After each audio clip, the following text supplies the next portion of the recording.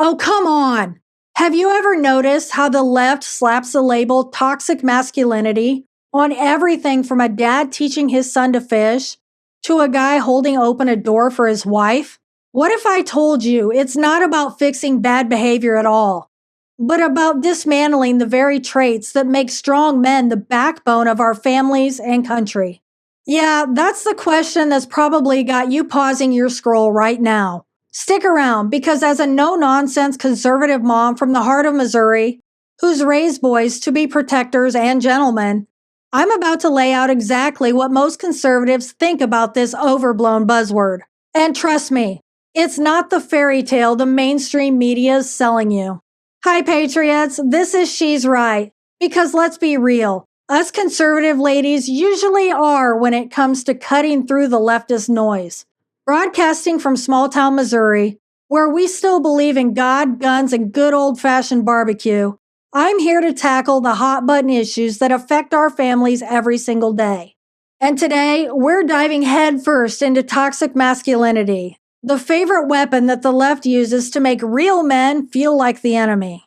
If you're a hardworking dad, a mom raising sons, or just someone fed up with the gender confusion agenda, this video's for you. Grab your coffee, hit that like button if you're already fired up, and let's get into it. But first, imagine a world where calling a man strong is suddenly a crime. Sounds crazy, right? Keep watching. All right, let's break this down like I'm explaining it to my kids over dinner. The left defines toxic masculinity as all those supposedly harmful stereotypes society forces on men. Things like being aggressive, not showing emotions, or always needing to be in control. On the surface, it sounds like they're just calling out jerks who treat people badly, right? But here's the edgy truth. Most conservatives see this crystal clear. It's a loaded term designed to smear every traditional male quality as poison. When a man works overtime to provide for his family, is that toxic? Or when he steps in to protect his loved ones from danger. Is that? Nope, that's what we call heroic in the real world.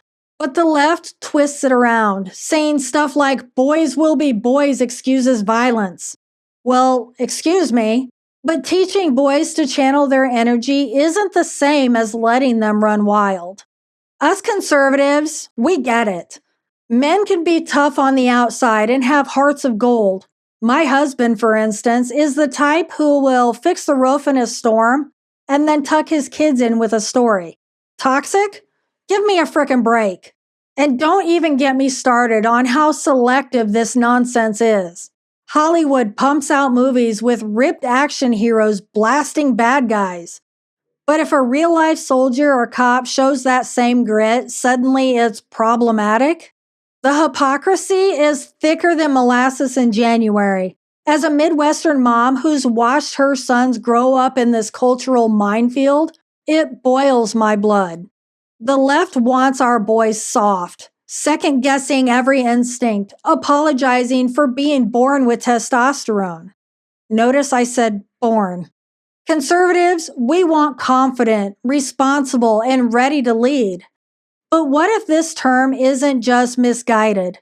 What if it's actually part of a bigger scheme to flip society upside down? Hang on, because that's where it gets really interesting. If you've ever felt like the world is out to shame good men, drop a comment below with your story. Let's build some solidarity here. All right, now let's get bold and say what everyone's thinking, but the media won't admit. Most conservatives view toxic masculinity as straight-up leftist propaganda aimed at emasculating men. Why? Because strong, self-reliant men build strong families, thriving communities, and a nation that doesn't bow to big government handouts. The left can't stand that, so they push this narrative to make guys feel guilty for existing. It's like they're whispering, be a man, but only if you're weak, woke, and willing to whine about your feelings 24/7. Sure, let's swap out rugged pioneers like our grandpas for some fragile influencer types who faint at the sight of hard work. Massive eye roll from here in Missouri. In my neck of the woods, where men still hunt, farm, and fix what breaks, This term feels like a direct assault on our way of life. We push back hard because it's not masculinity that's toxic. It's the vacuum when it's gone. Sky high crime in fatherless neighborhoods? Blame that war on absent dads, not some invented toxicity. But imagine if we let this slide. What kind of world are we leaving our grandkids? One where protectors are villains? That's a scary thought, isn't it? We conservatives point to history. Masculine virtues like courage, honor, and sacrifice have saved the day time and time again. Firefighters charging into flames, soldiers defending freedom. That's not toxic, folks. That's essential. The left lumps in the bad apples like abusers or bullies to tar the whole barrel. If masculinity is so deadly, why do women in trouble dial 911 for cops and not a group therapy session? Because there's a good chance it'll be men responding to that call. And the so-called science backing this? Often cooked up in liberal echo chambers, ignoring biology that wires men for strength and provision. Denying that's not enlightened. It's just plain dumb. Time to get punchy with some real-life smackdowns. The left cries toxic over catcalling. Okay, yeah, that's trashy, no argument from me. But they bundle it with boys wrestling on the playground or competing fiercely in sports. Hello, that's how kids learn limits and build grit. As a mom who's bandaged up her share of scraped knees from backyard roughhousing, I know it fosters resilience, not rage. And take dating. A man confidently asks a woman out. Now it's creepy dominance. But ask most women what they want, and they want pursuit, not passivity. Double standards galore. Or in the workplace, that drive to climb the ladder gets labeled aggressive if a guy's doing it, but ambitious for women. Well, that's convenient, huh? Do you ever wonder why areas without strong male figures see crime explode? It's not too much masculinity, guys. It's the lack of it. Heroic examples? My veteran neighbor who coaches youth sports, teaching respect and teamwork. That's not toxic in the least. Or the dads pulling all-nighters to keep their family afloat. That's the gold standard conservatives cheer. The left fixates on extremes, like deadbeat dads or violent creeps, ignoring that those aren't real men. They're failures hiding behind excuses. Sarcasm aside, if toxic masculinity sparks all the violence, explain why traditional communities like Amish folks aren't out there causing chaos. Crickets from the progressives, right? If this is hitting close to home, share this video with a guy in your life who needs to know that he's valued. And subscribe. I've got more where this one came from. Digging deeper, and this is where conservatives connect the dots. Toxic masculinity is baked into a cultural Marxist recipe to erode the family unit. Blur gender lines, shame differences, and boom! Society's ripe for top-down control. It's not equality, it's erasure. Feminists rant about smashing the patriarchy. But what patriarchy? In America, women vote, work, lead, and are thriving. This term just gaslights men into self-doubt. From my mom purge, I want empowered daughters, but not by kneecapping my sons. Balance, folks. The left shoves therapy culture down throats, demanding men emote like it's a full-time job. A little vulnerability's fine, but mandatory? That's straight up emasculation. The true toxicity is telling boys they're broken from birth. What if this mindset breeds men too scared to lead? Who steps in then? Uncle Sam? Yikes. Education is the battlefield. Schools tag energetic boys as disruptive and pump them full of meds instead of recess. Conservatives counter with homeschooling, letting kids be kids. And the media? Dads are portrayed as idiots and moms as superheroes. Subtle indoctrination at its finest. Thanks, Hollywood, for turning manhood into a joke. No wonder guys retreat to basements and screens. Shifting to what hits home hardest. As a Midwestern mom, families are my everything. This toxic masculinity drivel wounds everyone. Dads feel attacked, so they withdraw. Kids lose out on male role models. Boys end up adrift, girls without blueprints for healthy relationships. Stats don't lie, folks. Fatherless homes fuel poverty, dropouts, and crime. Conservatives say bolster masculinity, don't bash it. My boys learn chivalry, holding doors, and respecting elders. Toxic? Nah, that's courtesy in flyover country. Imagine your little ones in a future where man up is hate speech. That's chilling, right? And women suffer too. Many yearn for providers, but the narrative calls that regressive. Massive, massive eye roll. I snagged a rock solid husband who's protector and partner, not some spineless yes man. The left's vision, a bland, gender neutral soup. Ours, roles that complement, creating harmony, the way God intended it to be. This all feeds into transgender madness. Let's call biology toxic and then watch confusion skyrocket. Conservatives hold the line because we believe in facts over feelings. Share your family stories in the comments. How's the rhetoric impacted you? Like if you're committed to raising strong kids, and subscribe for more mom wisdom.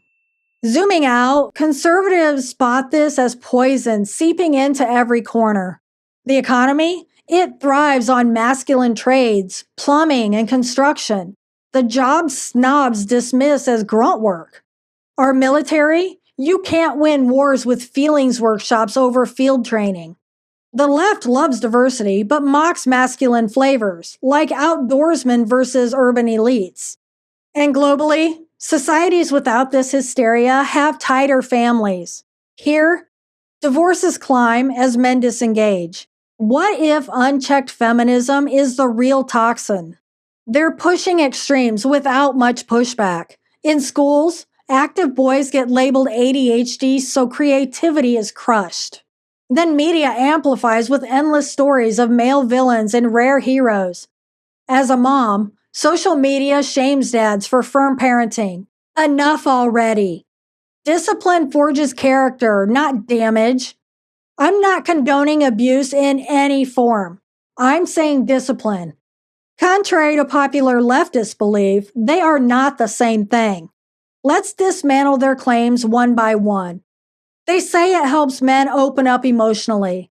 Sure, but don't force it while ridiculing those who prefer stoicism. The claim? It curbs violence. Well, violence stems from absent dads, not innate maleness.